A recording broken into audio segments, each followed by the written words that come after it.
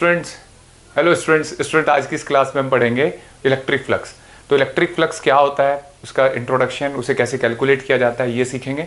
और बाकी detail video के बारे में अगर आपको देखनी होती है तो आप डिस्क्रिप्शन बॉक्स देख सकते हैं। ठीक है, तो चलिए शुरुआत करते हैं इलेक्ट्रिक फ्लक्स के बारे में। तो इलेक्ट्रिक फ्लक्स अगर आपको समझना है तो पहले हम एक बार समझने की कोशिश करेंगे एरिया वेक्टर। एरिया वेक्टर क्या होता है, इसकी क्या ज़रूरत है। देखो बच्चों, हम अब तक जो चैप्टर पढ़ के आए वो इलेक्ट्रिक फील्ड लाइन पढ़ के आए। तो मान लो ये इलेक्ट्रिक फील्ड है, ठीक है। अगर मैं यहाँ कहूँ कि एक एरिया है ऐसे और एक इससे बड़ा एरिया है, तो किससे ज़्यादा लाइन जा रही है, कौन से एरिया से, इस वाले से ना। तो इस एरिया की बहुत इंपॉर्टेंस है यहाँ, तो इसलिए हमने एक वर्ड इंट्रोड्यूस किया, एरिया वेक्टर। हम पढ़ के आए हैं कि 11th क्लास में कि वेक्टर को दो तरीके से दिखा सकते हैं, एक स्ट्रेट लाइन से और एक प्लेन से। तो आज उसकी जरूरत पड़ रही है हमें। तो पहले तो समझो एरिया स्केलर होता है, वेक्टर पहले बताओ। ज़्यादातर बच्चों का आंसर आएगा स्केलर, लेकिन एक्चुअल में एरिया स्केलर ही होता है, लेकिन कुछ केसेस में आप इसको वेक्टर बना सकते हैं। फॉर एग्जांपल, जैसे ये मेरा हाथ है, इस पर इधर एक लाइट है, उससे लाइट आके गिर रही है, ठीक है, इस तरीके से। तो अगर मैं अपने हाथ को ऐसे कर लूँ तो कम लाइटें पास होगी ना, हाथ से कम अमाउंट ऑफ लाइट पास होगा। ऐसे कर लूँ तो ज़्यादा। तो एरिया की ओरिएंटेशन से अमाउंट ऑफ लाइट कम ज़्यादा हो रहा है, तो क्यों ना थोड़ी देर के लिए एरिया को वेक्टर मान लें। क्योंकि इस चैप्टर में हमें ये देखना है किसी एरिया से कितना फील्ड जा रही है, कितनी लाइनें जा रही हैं। तो एरिया की वैल्यू मायने रखती है। अगर ऐसे रखा है तो ज़्यादा लाइन जाएगी, अगर इधर से इलेक्ट्रिक फील्ड आ रहा है, और ऐसे रखा है तो कम लाइनें जाएंगी। तो एरिया की ओरिएंटेशन यहाँ का मतलब एरिया की ओरिएंटेशन का सिग्निफिकेंस है।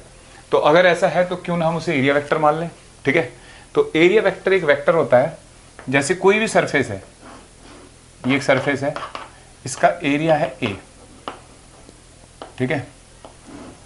ये ऐसे बनाया मैंने परपेंडिकुलर, तो ए वेक्टर क्या होगा। देखो बच्चों, area vector, vector A equal to A into perpendicular direction में कोई वेक्टर सोचो, तो दैट इज ए कैप।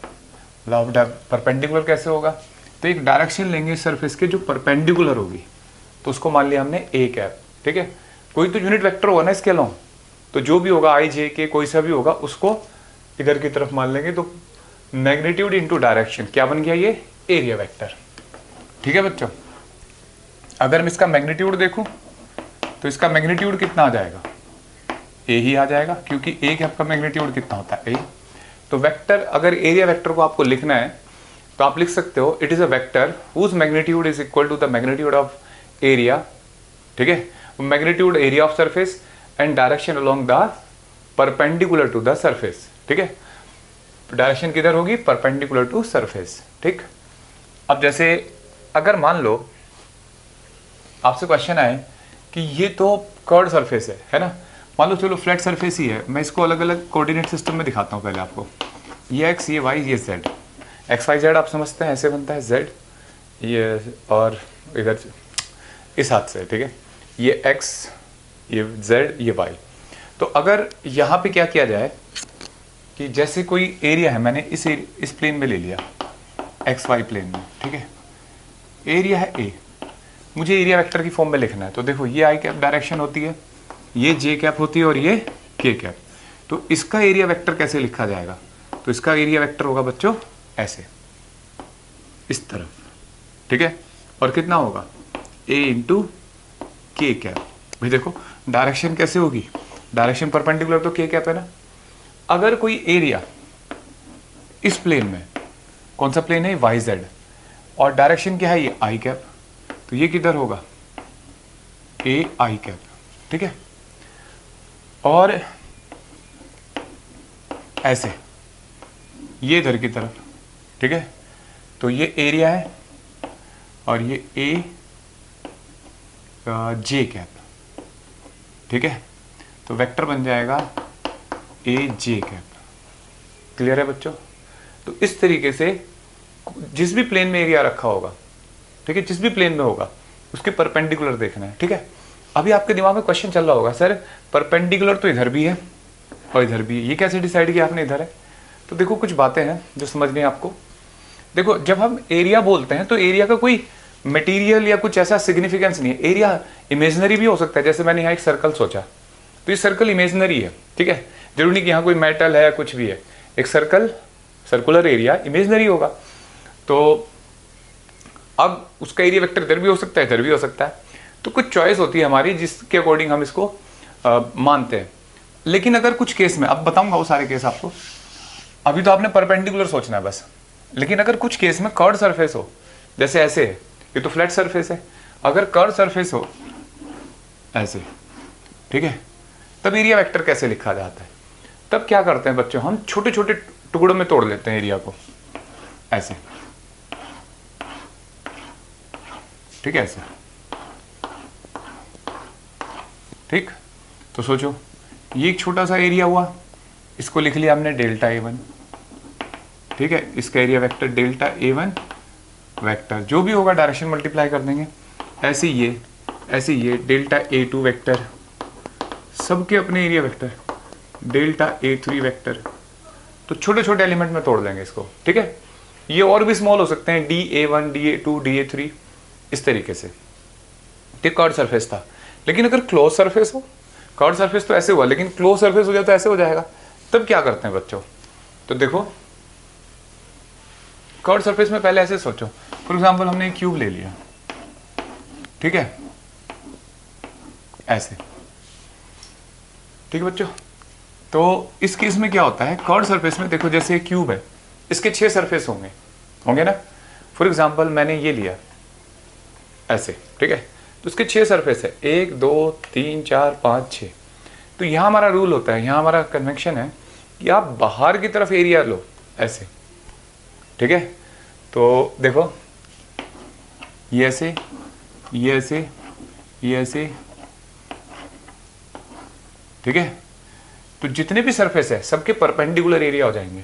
जैसे फॉर एग्जांपल ये A1 vector, A2 vector, A3 vector, A4 vector, ये सब रेडियली आउटवर्ड लेंगे, ठीक है।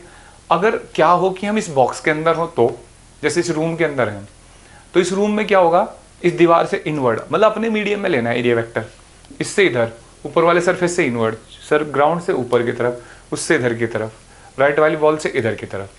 तो इस तरीके से एरिया वेक्टर बन जाएगा ये, ठीक है। समझ में आया बच्चों?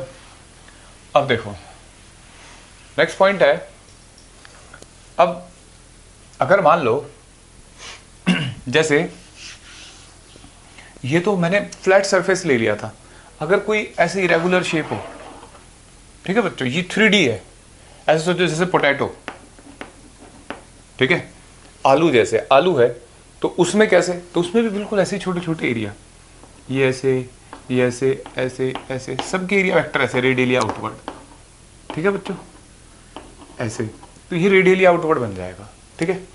तो इस तरीके से हम एलिमेंट पे एरिया वेक्टर लेते हैं। तो ये था एरिया वेक्टर, ठीक है।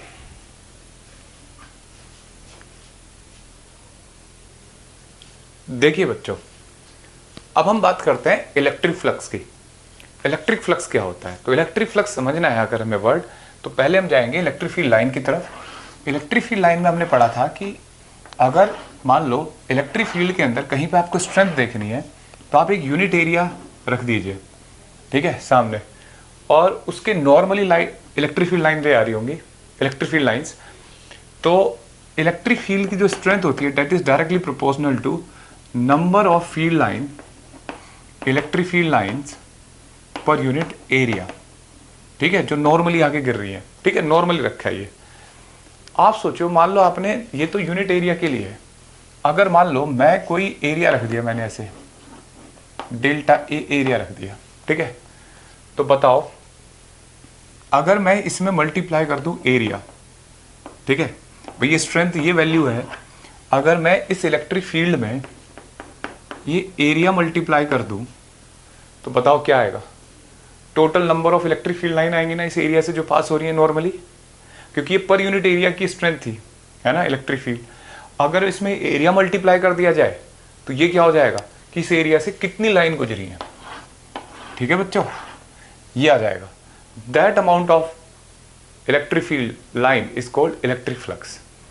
इलेक्ट्रिक फ्लक्स है, it is the total number of electric field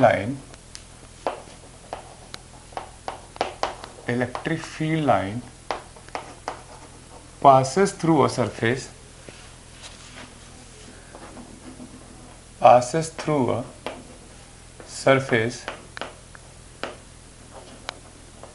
या एरिया नॉर्मली, ठीक है, नॉर्मली, ठीक है। इसका और भी मतलब समझेंगे हम। तो जैसे देखो, मान लो ये इलेक्ट्रिक फील्ड है, ठीक है, और यहां आपने एक एरिया रख दिया ऐसे, इसका एरिया वेक्टर होगा डेल्टा ए, ये इलेक्ट्रिक फील्ड है, ठीक है। तो ये फ्लक्स, हम फ्लक्स को रिप्रेजेंट करते हैं फाई से, तो ई डेल्टा ए लिख लिया हमने, ठीक है। लेकिन अगर ये एरिया वेक्टर ऐसे ऐसे टिल्ट हो जाए ऐसे, तो इसका एरिया वेक्टर ऐसे होगा डेल्टा ए, ठीक है। तो हमें तो ये हमने पढ़ा है कि नॉर्मली लाइन पास होनी चाहिए। तो नॉर्मल के लिए इलेक्ट्रिक फील्ड का या एरिया का, या तो एरिया का कंपोनेंट इधर लाओ या इसका, तो इलेक्ट्रिक फील्ड का एरिया कंपोनेंट परपेंडिकुलर कौन सा होगा इस सरफेस के? भाई दो कंपोनेंट होंगे, एक पैरेलल और एक परपेंडिकुलर। तो परपेंडिकुलर लेंगे ना, that is E cos theta, ठीक है। तो जो फ्लक्स होगा वो इस केस में होगा ई कॉस थीटा, ठीक है, इंटू डेल्टा ए। तो इसका मतलब है ये अगर, और थीटा क्या है? इलेक्ट्रिक फील्ड और एरिया वेक्टर के बीच में एंगल, दोनों वेक्टर है, तो कहीं ना कहीं ये क्या हो गया बच्चों? डॉट प्रोडक्ट हो गया ना, ठीक है। तो किसी भी सरफेस एरिया ए से अगर वो कैसे भी रखा है, तो आपको अगर फ्लक्स बताना है तो फ्लक्स होता है amount of electric field line, कितनी लाइनें उसके सरफेस के नॉर्मली गुजर रही है, तो दैट इज ई डेल्टा ए, ठीक है। तो ये स्केलर क्वांटिटी हुई। अगर यूनिट की बात करें तो Newton per coulomb per metre square, नहीं metre square, sorry, Newton per coulomb electric field की यूनिट और ये मीटर स्क्वायर, ऐसा यूनिट हुई इसकी, ठीक है। अब ध्यान से सुनने वाली बात है कि इसका सिग्निफिकेंस क्या हुआ। तो जैसे हम 11th क्लास में फ्लूइड मैकेनिक्स पढ़ के आए थे, ठीक है, ये एरिया है, ठीक है बच्चों, और यहां से पानी जा रहा है, फ्लूइड जा रहा है स्पीड v से। तो बताओ अमाउंट ऑफ फ्लूइड या liquid passes through this area कितना होता था, जिसे रेट ऑफ फ्लो बोलते थे, delta Q by delta T. क्या लिखा जाता था बच्चों? ए इंटू वी। सोचिए, ए इंटू वी होता था ना, तो ये होता था जिसको हम कहते थे कि ये कांस्टेंट रहता है हमेशा। तो ये एरिया इंटू वेलोसिटी, ए क्या था? Area vector, V velocity vector. बिल्कुल ऐसे ही वहां फ्लूइड चल रहा था, ठीक है, फ्लूइड फ्लो कर रहा था, तो किसी एरिया से आपने कैलकुलेट किया। यहाँ कौन है? Electric field. तो इलेक्ट्रिक फील्ड एक इमेजनरी बात है, ठीक है, एक एरिया भी हमने इमेजनरी ले लिया। ये फिजिकल भी हो सकता है, भाई एरिया कोई दीवार है उस पर जा रही है लाइन है, इमेजनरी भी तो हो सकता है। तो इससे कितना, इस एरिया से कितनी लाइनें पास हो रही है, कितना अमाउंट पास हो रहा है इलेक्ट्रिक फील्ड का, दैट इज इलेक्ट्रिक फ्लक्स, ठीक है। तो अगर आप, ये तो डेफिनेशन में अगर आप सोचो कि हमें एक्चुअल में क्या होता है फ्लक्स, तो it is the amount of electric field जो किसी एरिया से पास हो रहा है, और उसको हम नंबर्स में ऐसे रिप्रेजेंट करते हैं, क्योंकि हम हर चीज को ड्रॉ करते हैं। तो देखो, जैसे ये एरिया है और ये छोटा एरिया है, तो इससे तो केवल थोड़ा ही फील्ड पास हो रहा है, इससे ज्यादा। तो ये कैलकुलेशन करने के लिए हमें ग्राफिकली लाइन से रिप्रेजेंट करने को दिखाया गया। बिगिनर्स हैं हम, तो इस तरीके से उसमें लाइन से बोला गया। अदरवाइज आपके दिमाग में रहना चाहिए यार कि फ्लक्स का मतलब होता है कितना अमाउंट ऑफ इलेक्ट्रिक फील्ड गुजर रहा है किसी जगह से, ठीक है। वही बात को यहाँ मैथमेटिकली लिखा गया। तो जैसे अमाउंट ऑफ फ्लूइड होता था किसी एरिया से पास होता था जब, तो वहाँ एरिया और वी वेलोसिटी वेक्टर, यहाँ इलेक्ट्रिक फील्ड वेक्टर हुआ और एरिया ये हुआ। अगर मैं आपसे कहूँ कि यहाँ इस एरिया से कितना फ्लक्स पास हो रहा है, तो आप कहोगे जीरो, अमाउंट पास नहीं हो रहा ना, सारा पानी ऐसे जा रहा है, इससे थोड़े जा रहा है। तो बिल्कुल ऐसे ही यहाँ पे भी अब हम अलग अलग ओरिएंटेशन में फ्लक्स देखेंगे। जैसे देखो, हमने पढ़ लिया, हम इसको सही से ऊपर लिख लेते हैं, फ्लक्स इक्वल टू हो गया वेक्टर डी डॉट डेल्टा ए, ठीक है। और इसको हम लिख सकते हैं जैसे पहला केस, अगर इलेक्ट्रिक फील्ड लाइन ऐसे है, ठीक है, और एरिया वेक्टर ऐसे है, ठीक, इलेक्ट्रिक फील्ड ऐसे, तो एंगल कितना हुआ इस केस में? जीरो। तो phi equal to E delta A cos zero, तो प्लस ई डेल्टा ए लिख सकते हैं। दूसरा, अगर इलेक्ट्रिक फील्ड ऐसे है और एरिया वेक्टर ऐसे है, सरफेस ऐसे है, तो डेल्टा ए ऐसे होगा, इलेक्ट्रिक फील्ड ऐसे, तो इस केस में थीटा कितना हो गया बच्चों, 90। तो फॉर एग्जांपल ये कुछ ऐसे है, जैसे एक सरफेस ऐसे है और इलेक्ट्रिक फील्ड लाइन ऐसे जा रही है, तो इस सरफेस से पास होगा नहीं। जैसे फॉर एग्जांपल मैं एक ये इसकी थिकनेस नेग्लिजिबल मानो, इलेक्ट्रिक फील्ड यहाँ से ऐसे जा रहा है, तो इसके अंदर से तो नहीं गुजर रहा ना इस सरफेस से, ठीक है। तो ऐसा कुछ, इसकी थिकनेस नेग्लिजिबल मानो, ठीक है। तो अब देखो, और इस केस में फ्लक्स कितना हो जाएगा, ई डेल्टा ए कॉस 90, तो कितना आ गया, 0। क्लियर है। ऐसी बिल्कुल थर्ड केस, इलेक्ट्रिक फील्ड ऐसे है, ठीक है बच्चों, एरिया वेक्टर कुछ ऐसे है, मतलब एरिया को हमने रोटेट कर दिया ऐसे, तो ओरिएंटेशन ऐसे, इलेक्ट्रिक फील्ड ऐसे, ठीक है। तो फ्लक्स कितना हो जाएगा, बोलो, E delta A cos pi, that is minus E delta A. तो इलेक्ट्रिक फ्लक्स जो है वो नेगेटिव ही हो सकता है बच्चों, ठीक है। नेगेटिव का मतलब जैसे इसमें अगर मैं क्लोज सरफेस बना लेता है ऐसे, तो नेगेटिव पॉजिटिव डायरेक्शन को बताता है फील्ड कैसे आ रहा है, तो इसका एरिया वेक्टर ऐसे होता है और इलेक्ट्रिक फील्ड ऐसे आ रहा हो, ठीक है। तो देखो इस सरफेस से फ्लक्स नेगेटिव आएगा ना, क्योंकि एरिया वेक्टर बाहर की तरफ, इलेक्ट्रिक फील्ड ऐसे 180 डिग्री एंगल, और इस वाले सरफेस से जो इधर पीछे होगा ऐसे, इलेक्ट्रिक फील्ड ऐसे, एरिया वेक्टर, इसका फ्लक्स पॉजिटिव। तो नेगेटिव वेक्टर फ्लक्स हो सकता है, नेगेटिव फ्लक्स का मतलब जो इनवर्ड फ्लक्स है, इनवर्ड जो लाइन आ रही है, और पॉजिटिव फ्लक्स का मतलब आउटवर्ड, ठीक है। तो नेगेटिव फ्लक्स क्या शो करेगा, इनवर्ड जो लाइन आ रही है, इनवर्ड फ्लक्स, और पॉजिटिव फ्लक्स आउटवर्ड, ठीक है। आउटवर्ड जो डायरेक्शन में जो फ्लक्स जा रहा है उसको रिप्रेजेंट करेगा, इस तरीके से लिख सकते हैं। अच्छा, यहाँ एक और बात है, हम ये मान के चल रहे हैं कि पूरे सरफेस पे इलेक्ट्रिक फील्ड यूनिफॉर्म होगा, ठीक है। तो इसलिए हम यहाँ इसको ऐसे लिखते हैं, लेकिन कुछ टेक्स्ट बुक में ऐसे लिखा होगा, नियरली इक्वल। इसका मतलब है कि जरूर नहीं कि बिल्कुल एग्जैक्टली हर पॉइंट पे इलेक्ट्रिक फील्ड सेम हो, कुछ वेरिएशन हो सकता है ना। तो अगर यूनिफॉर्म आपने बोला है तो प्रैक्टिकली बिल्कुल यूनिफॉर्म फील्ड बनाना इम्पॉसिबल होता है, इसलिए यहाँ ऐसे लिखा जाता है कि नियरली इक्वल। तो अगर हमें पता है कि यार हर पॉइंट पे अलग अलग है इलेक्ट्रिक फील्ड, तो हमें क्या करना चाहिए बच्चों, किसी भी सरफेस को क्या कर लेना चाहिए, स्मॉल एलिमेंट में तोड़ लेना चाहिए। जैसे फॉर एग्जांपल ये सरफेस है और यहाँ इलेक्ट्रिक फील्ड ऐसे है, ठीक है, और हमें यहाँ फ्लक्स पता करना है, तो छोटे छोटे टुकड़ों में तोड़ देंगे इसको। तो मान लो एक एलिमेंट हमने ऐसे तोड़ दिया, समझ रहे हो बच्चों, इसको ऐसे तोड़ा जा सकता है ना छोटे छोटे एलिमेंट में ऐसे। फॉर एग्जाम्पल हमने ये एलिमेंट ले लिया, ये, तो इसका एरिया वेक्टर हुआ डी, ये वेक्टर, इलेक्ट्रिक फील्ड होगा यहाँ पे कोई, इलेक्ट्रिक फील्ड कैसे है, देखो ई ऐसे, ये एंगल थीटा, तो इस छोटे से एलिमेंट से फ्लक्स कितना होगा, ई डॉट डी ए, है ना। ऐसे ही औरों से भी जोड़ते जाओ तो टोटल फ्लक्स आएगा। और छोटे छोटे एलिमेंट को अगर ऐसे जोड़ना है तो इसका मतलब क्या होता है बच्चों, इंटीग्रेशन, ठीक है। तो जब भी आपको ऐसा लगे कि सरफेस के अक्रॉस इलेक्ट्रिक फील्ड वेरिएबल है, सरफेस के अक्रॉस इलेक्ट्रिक फील्ड वेरिएबल है, तब आप इसका इस्तेमाल करेंगे। और जब आपको लगे कि यूनिफॉर्म ही दे रखा है, गिवन ही यूनिफॉर्म है, तब आप इसका इस्तेमाल करोगे, ठीक है। मतलब कब इस्तेमाल करना है इसका, electric field is variable across the surface, ठीक है, अक्रॉस द सरफेस।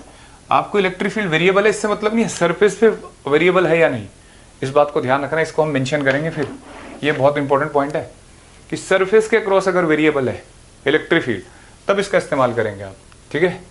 और सरफेस के अक्रॉस कांस्टेंट है तो इसका, ठीक।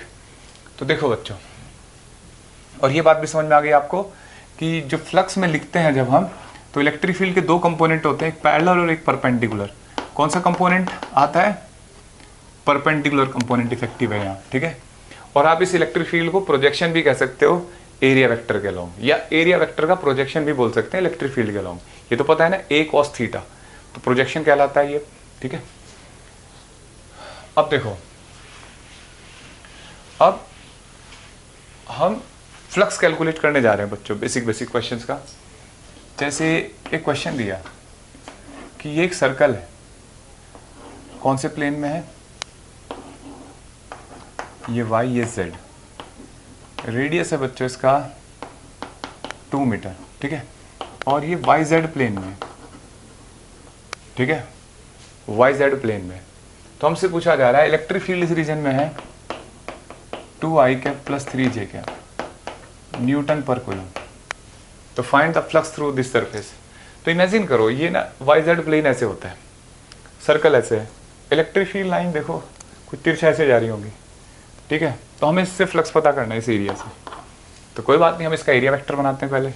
तो एरिया वेक्टर कैसे होगा, pi are square I cap. अब वो क्वेश्चन उठता है कि सर आपने इधर भी तो ले सकते हैं इधर भी। तो पहली चॉइस ऐसी होनी चाहिए आपकी, जब एरिया वेक्टर लेते हैं तो इलेक्ट्रिक फील्ड के साथ मिनिमम एंगल बनाए, मिनिमम एंगल। जैसे ऐसे रखा है, इधर भी हो सकता था एरिया वेक्टर, इधर भी। तो मैंने भी बताया था कि क्वेश्चन के सिचुएशन में देख के बताएंगे कि एरिया वेक्टर कैसे लेना चाहिए। तो इलेक्ट्रिक फील्ड के इधर जा रहा है, एरिया वेक्टर ऐसे, तो इनके बीच में मिनिमम एंगल अभी है। अगर आपने ऐसे ले लिया इलेक्ट्रिक फील्ड ऐसे, तो बड़ा एंगल हो जाएगा, ठीक है। ये सोच सकते हैं आप। और दूसरा, और हाँ, अगर मान लो अब ये आपने सोच लिया कि यार ये पॉजिटिव डायरेक्शन है, इधर ही रहूँगा, लेकिन तुमने इसको घुमाना शुरू कर दिया सर्कल को, अब आप बदल जाएगी बात। इसका एरिया वेक्टर अब डायरेक्शन बदलना शुरू कर देगा, ठीक है। तो इलेक्ट्रिक फील्ड ऐसे जा रहा है, इलेक्ट्रिक फील्ड उधर की बजाय अब तुम इधर ले आओ। पहली सिचुएशन ये थी, अचानक उधर से इधर कर दिया, तो एरिया वेक्टर नहीं बदलेगा। लेकिन अगर एरिया वेक्टर अपनी ओरिएंटेशन चेंज करना शुरू कर दे तो उसकी डायरेक्शन बदलनी पड़ेगी आपको जिधर भी। जैसे क्वेश्चन आएगा थोड़ी देर में, सर्कल को 180 डिग्री पर रोटेट कर दिया, तो अब इलेक्ट्रिक फील्ड तो इधर ही है, एरिया वेक्टर इधर लेना पड़ेगा, ठीक है। हाँ, क्वेश्चन में आया कि इलेक्ट्रिक फील्ड डायरेक्शन रिवर्स कर रहा है अब, तो अब बताओ कितना फ्लक्स होगा। तो अब नहीं, अब आपका यही एरिया वेक्टर रहेगा, ठीक है। अब इसकी ओरिएंटेशन पे डिपेंड कर जाता है। तो पहली चॉइस होती है हमारी कि हम चॉइस करें कि किधर जाएगा एरिया वेक्टर। बाद में हमारी चॉइस नहीं होती, बाद में ओरिएंटेशन के साथ ही होगा, इलेक्ट्रिक फील्ड के हिसाब से डिसाइड नहीं किया जाता, ठीक है। अब देखो, phi equal to vector E dot delta है। अच्छा, इलेक्ट्रिक फील्ड कांस्टेंट है या वेरिएबल है? ये कांस्टेंट है बच्चों, देखो डायरेक्शन वाइज भी और मैग्नीट्यूड वाइज भी, इसलिए इंटीग्रेशन की जरूरत नहीं है। तो हर पॉइंट पर सरफेस के इलेक्ट्रिक फील्ड कांस्टेंट होगा। तो 2i cap plus 3j cap dot delta A vector pi are square I cap. I dot I क्या होगा, 0, तो 2 पाई आर स्क्वायर, ठीक है। आर की वैल्यू 2 रख दो तो 8 पाई आ जाएगा, ठीक है, Newton per coulomb metre square. Clear है बच्चों? तो इस तरीके से आप फ्लक्स का पहला क्वेश्चन किया हमने। दूसरा क्वेश्चन, जैसे क्वेश्चन है बच्चों,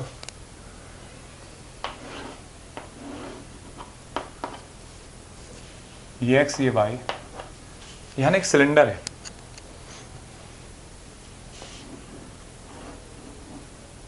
ऐसे, ठीक है। इलेक्ट्रिक फील्ड है 10 न्यूटन पर कूलम आई कैप, ठीक है।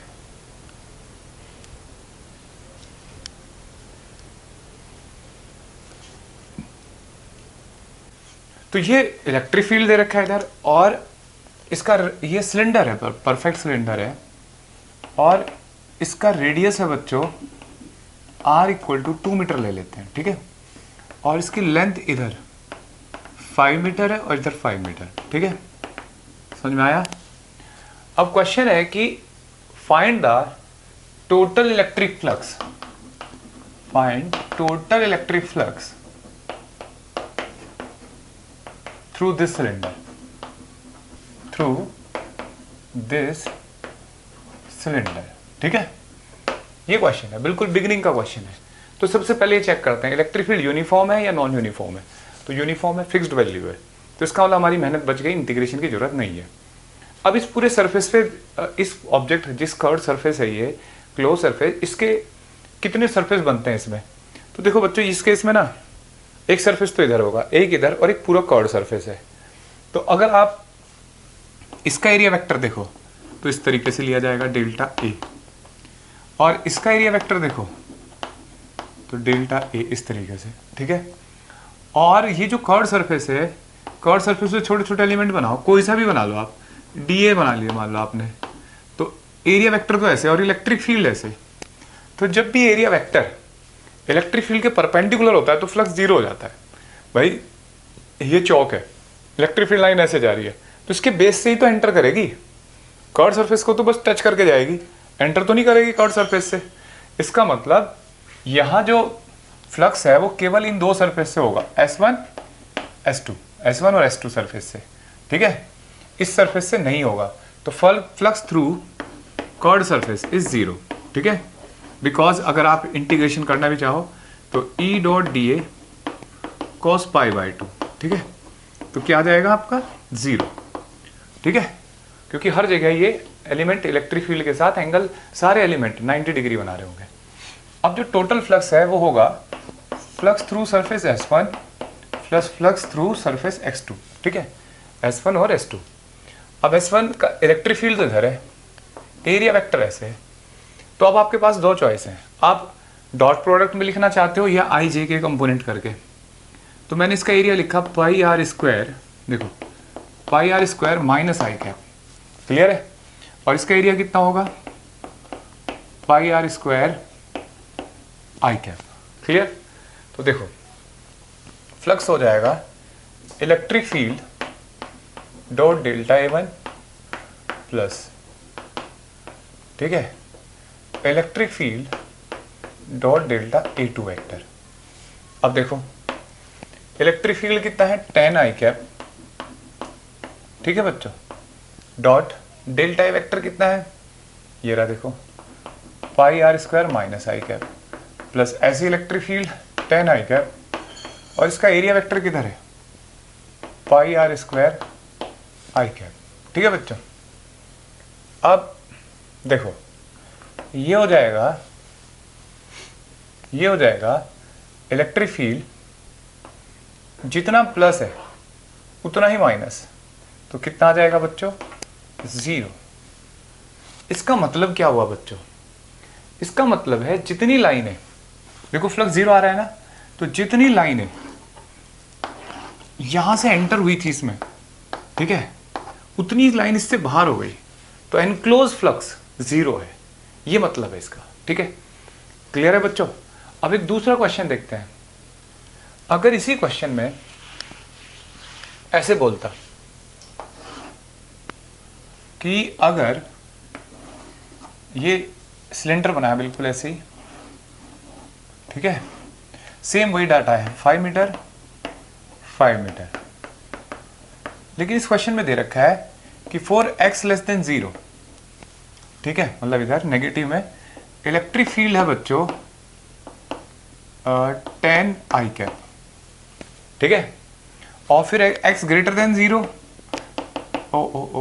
माइनस आई कैप, और 10 ग्रेटर देन 0 के लिए इलेक्ट्रिक फील्ड है 10 प्लस आई कैप, ठीक है, यानी कि इसका मतलब है इससे इधर इलेक्ट्रिक फील्ड ऐसे है, ठीक है, और इससे इधर इलेक्ट्रिक फील्ड इस डायरेक्शन में, ठीक है बच्चों। अब देखो अब हमसे पूछा जा रहा है एरिया वेक्टर, और सॉरी टोटल फ्लक्स, तो देखो अभी भी वही बात है, यहां भी बच्चों क्या होगा, जो भी फ्लक्स होगा वो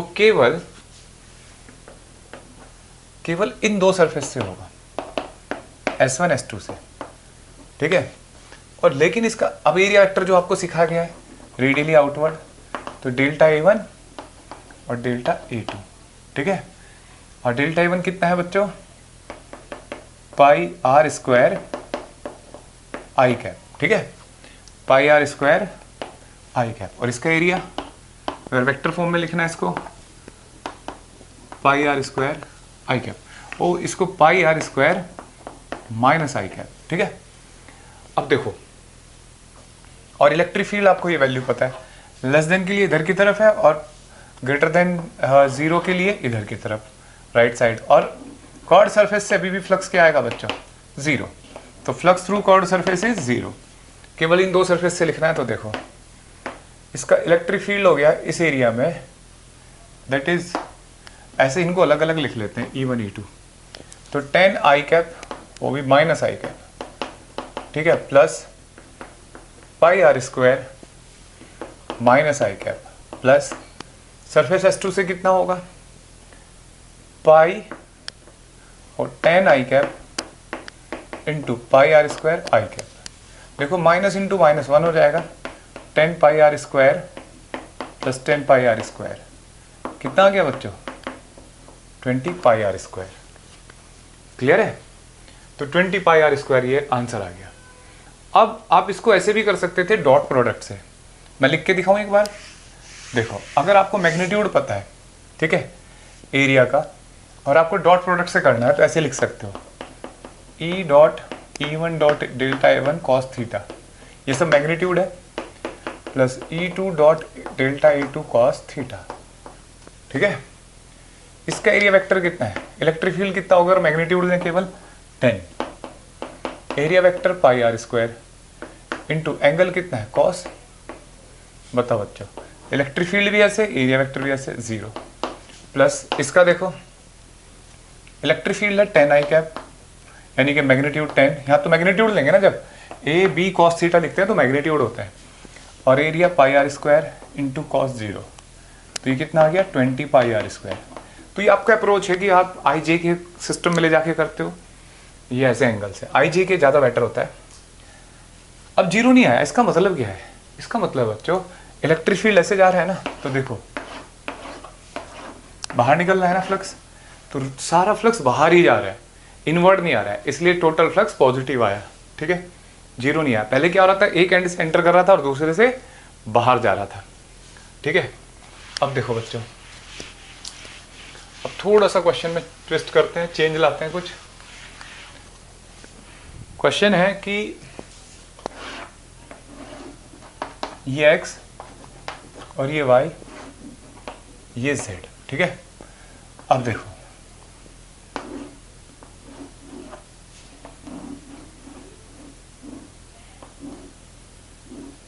ये क्यूब है, ठीक है, जो डिस्टेंस a पे है इधर से, और इसकी साइड भी क्यूब की a ही है, ठीक है बच्चों, सारी डायमेंशन a है, और क्यूब की जो डिस्टेंस है इस कॉर्नर से, ओरिजिन से या वाई जेड प्लेन से, वो भी a है, ठीक है।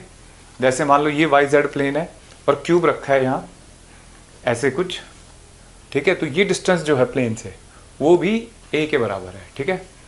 तो अब देखो यहाँ इलेक्ट्रिक फील्ड दे रखा है बच्चों E equal to 10 I cap newton per coulomb, ठीक है, 10 आई कैप न्यूटन पर कूलम। तो यहाँ हम इसे, हमें फील्ड दे रखा है ये कि भाई इस रीजन में इलेक्ट्रिक फील्ड इधर की तरफ जा रहा है, तो हमसे पूछा जा रहा है टोटल फ्लक्स बताओ क्यूब से, find total flux through cube, ठीक है, समझ में आया बच्चों। तो देखो समझते हैं बच्चों इस बात को, जैसे ऐसे सोचो, ये दो सरफेस देखो, इन दोनों के एरिया वेक्टर, इसका इधर होगा a स्क्वायर आई कैप, इसका होगा a square minus I cap, ये सरफेस है S1 इधर और ये S2, ठीक है।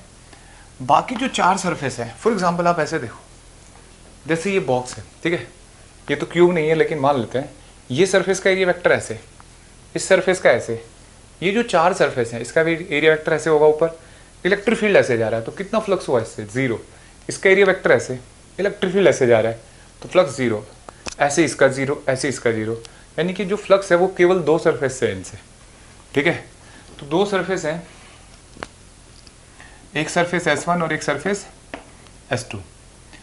अब सोचो टोटल फ्लक्स लिखा जाएगा, क्लियर है ना ये बात, क्योंकि इनके एरिया वेक्टर कैसे होंगे, ऐसे परपेंडिकुलर, इन चार हो गए तो इनके फ्लक्स 0 हो जाएंगे, ठीक है। तो total flux phi S1 plus phi S2, तो देखो एरिया ऐसे लिख लेते हैं पहले, E2 डॉट डेल्टा A2, ठीक है बच्चों। इलेक्ट्रिक फील्ड कितना है 10 आई कैप, ठीक है, प्लस डॉट एरिया वेक्टर कितना है a square minus I cap, ठीक है। अब देखो इधर की तरफ, सामने की तरफ इलेक्ट्रिक फील्ड 10 आई कैप है सरफेस S2 से, और a स्क्वायर आई कैप, ये कितना हो जाएगा बच्चों, i डॉट i1 और माइनस रह जाएगा, तो minus 10 a square plus 10 a square, 0 आ गया, क्लियर है। तो टोटल फ्लक्स यहाँ 0 है, इसका मतलब है मतलब क्या है इसका, अगर जैसे ये देखो ये लाइनें ऐसे जा रही हैं, यूनिफॉर्म इलेक्ट्रिक फील्ड है ना, देखो तो जितना भी फ्लक्स एंटर किया था वो सारा का सारा निकल गया, तो टोटल लिंक फ्लक्स, ठीक है, 0 माना जाएगा। अब अगर इसमें थोड़ा सा चेंज करें, ठीक है, क्या चेंज करें, देखो हम क्या करते हैं इसमें कि